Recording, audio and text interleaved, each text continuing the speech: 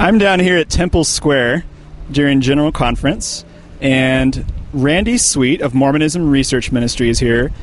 And Randy Sweet's doing something very interesting. He's actually advertising a book being sold. Wait, I'll let him explain. Why are you advertising this book? What's the significance of here, Randy? Well, Aaron, we're taking advantage of this opportunity because they're selling Timothy Keller's book, Prodigal God, at Deseret Book and the BYU bookstore. And it is just an excellent book for anyone to read, but particularly those of the Latter-day Saint faith. So who's the author? Who's Tim Keller, and why is it significant that Deseret Book sells this book? Timothy Keller is a Presbyterian pastor from Manhattan, New York, has a great church there. He's written several books. He's on the New York Times best-selling list. He also sells Reason for God and, of course, The Prodigal God.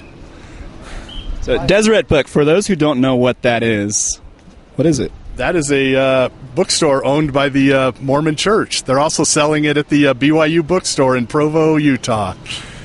Wow. Okay, so what have Mormon leaders taught about the parable of the prodigal son?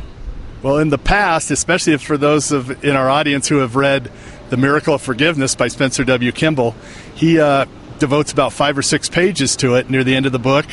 And in that book, he portrays the elder brother as the more faithful, the more steadfast, staying with the father. He was the devoted one. He's the one that inherits the celestial kingdom and gets the full share of the father's inheritance. So most Latter-day Saints have a lot more favorable opinion of the elder son, but Timothy Keller really diagnoses that whole issue in this book, and he goes into how the moralistic elder brother is actually worse than the younger brother, and he probably spends 2/3 of the book dealing with them. So it's an excellent book for this culture because we have a lot of very sincere, devout Latter-day Saints who are very religious, very moral, or they try to be, but it's from a wrong motivation, and they're just as alienated from God as the younger brothers out there, the guys that go off and party hardy and do everything else bad. So now, Joseph Fielding Smith, I think it was, that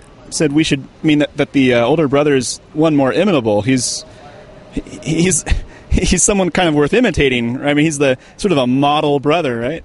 Yeah, that's correct. The other, for most readers, I mean, if you read, Timothy Keller he bases a story out of Luke 15, and if you look at the whole setting for the address that Jesus is giving, he's actually addressing the Pharisees in this parable. So it's directed towards their self-righteousness and their moralistic striving to please God, which isn't what pleases God.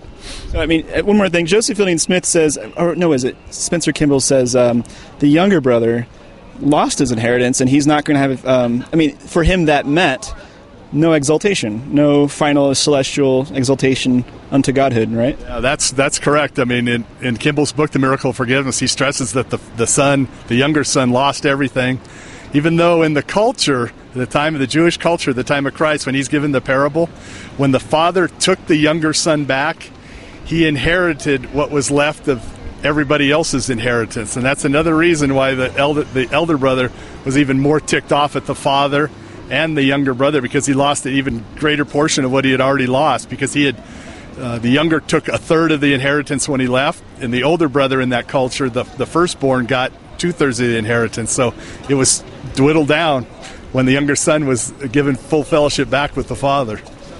So it's quite a sight here. I mean, watching Randy Sweet advertise to all these conference goers a book being sold by Deseret Book. That's something else. So thanks a lot, Randy. You betcha.